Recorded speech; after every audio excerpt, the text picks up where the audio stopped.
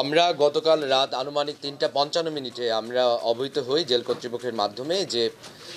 বগুড়া জেলা কারাগার হতে ৪ জন মৃত্যু দণ্ডাদেশ প্রাপ্ত কয়েদি তারা জেল কারাগার থেকে তারা পলায়ন করেছে। এবং এই ঘটনাটি আমরা জানার পরপরই আমাদের অতিরিক্ত পুলিশ সুপার প্রশাসন অর্থ এবং অফিসার ইনচার্জ সদর থানা তাদেরকে এখানে নিয়োজিত করা হয় এবং তাদের সাথে এখানে আমাদের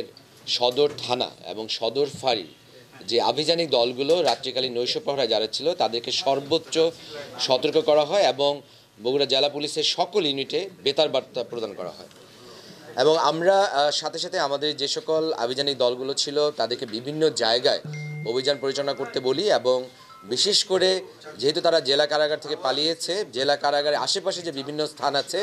সেই স্থানকে কেন্দ্র করে আমাদের যে আভিযানিক দলগুলো রাত্রিকালীন নৈশ প্রহরায় তারা সর্বোচ্চ সতর্ক অবস্থায় থাকে। এবং এক পর্যায়ে আমরা আমাদের একটি দল তারা বগুড়া জেল কারাগারে, আপনারা জানেন যে এটি করতা নদীর পাড়ে অবস্থিত, এর পাশে একটি ব্রিজ এবং ব্রিজের ওই পারে নদীর ওই পারে যে চাষিবাজার নামক এলাকা থেকে আমাদের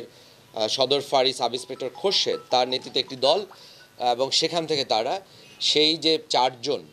মৃত্যু দণ্ডাদেশপ্রাপ্ত কয়েদি যারা পালিয়ে গেছে তাদেরকে ধরতে সক্ষম হয়। এবং এই ক্ষেত্রে আমি অবশ্যই বলবো আমাদের যে দলগুলো যারা ছিল, বিশেষ করে যারা এই অভিযানে নেতৃত্ব দিয়ে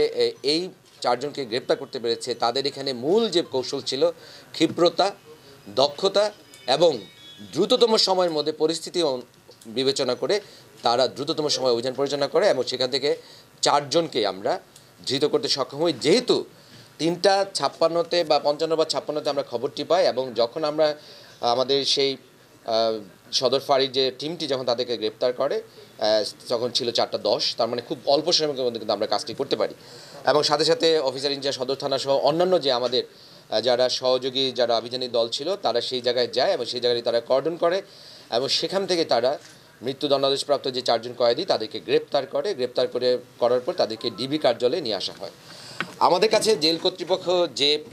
ছবি পাঠিয়েছিলেন সেই ছবি অনুযায়ী আমরা নিশ্চিত করতে পারি যে তারা সেই ৪ জন যে পলাতক যে কয়েদি মৃত্যুদণ্ডাদেশপ্রাপ্ত তারাই সেই ব্যক্তি।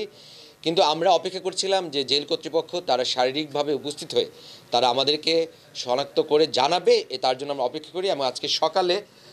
জেলার উনি আসেন এবং উনি এসে শারীরিকভাবে উপস্থিত হয়ে আমাদের ডিবি কার্যালয়ে তিনি শনাক্ত করেন যে এই ৪ জনই হচ্ছে জেলখানা থেকে পালিয়ে যাওয়া যে সেই ৪ জন যে মৃত্যুদণ্ডাদেশপ্রাপ্ত কয়েদি তারাই হচ্ছে সেই ৪ জন। এবং তাদের যে আমরা পরিচয় পেয়েছি তাতে করে নজরুল ইসলাম মঞ্জুর তার বাড়ি কুড়িগ্রাম, মোহাম্মদ ফরিদ শেখ তার বাড়ি বগুড়া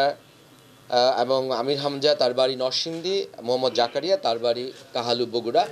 এই ৪ জনই হচ্ছে তারা বিভিন্ন হত্যাকাণ্ডের সাথে সংশ্লিষ্ট ছিল এবং যার ফলে তাদের মৃত্যুদণ্ড হয়েছে। এবং আমরা যেটি লক্ষ্য করেছি যে তারা অভিনব কৌশলে মূলত তারা তাদের যে বেডশিট ছিল সেগুলোকে তারা এক ধরনের সিঁড়ির মতো ব্যবহার করে তাদের যে প্রিজন সেলের যে ছাদের একটি প্রান্ত সেটি এক পাশে সেটিকে ফুটো করে তারা সেখান থেকে তারপর জেলখানার পাঁচিল টপকে তারা পালিয়ে যাওয়ার চেষ্টা করে এবং পরবর্তীতে আমাদের যে পুলিশ দল তারা তাদেরকে গ্রেপ্তার করে। আমি মনে